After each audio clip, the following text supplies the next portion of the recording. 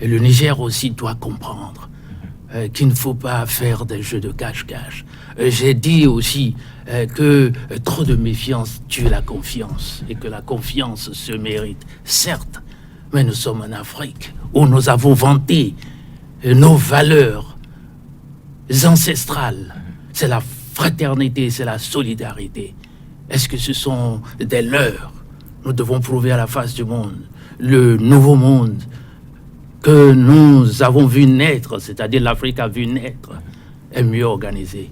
Mais ils ne sont pas plus intelligents que nous, comme le président Soglo le dit. C'est par leur moment seulement qu'ils savent faire des enfants intelligents. Nous sommes assez intelligents. Nous devons dépasser ces jeux de cache-cache et aller droit vers la vérité. La vérité, c'est que nous sommes condamnés à vivre en famille. Il est vrai que quand on regarde sur d'autres cieux, on a l'habitude de dire que les États n'ont que des intérêts. Sur cette base, on pourrait comprendre ce qui se passe entre le Niger, le Bénin, où chacun trouve un petit chemin, soit le Togo, soit encore le Nigeria.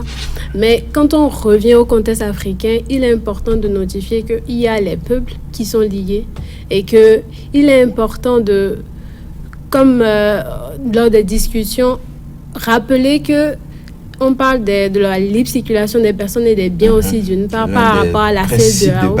Exactement. Et ces États-là, dans les différentes politiques ou dans les différentes décisions qu'ils sont en train de prendre ou qu'ils doivent prendre, ceux-ci devraient certainement prendre le dessus sur tout cela parce que au final, eux tous, ils sont dans une vision d'une Afrique commune. Donc, il serait important que le Niger revoie une fois encore sa posture parce que ce que fait le Bénin aujourd'hui, c'est un peu pour forcer la main au Niger de faire ce qu'il doit faire.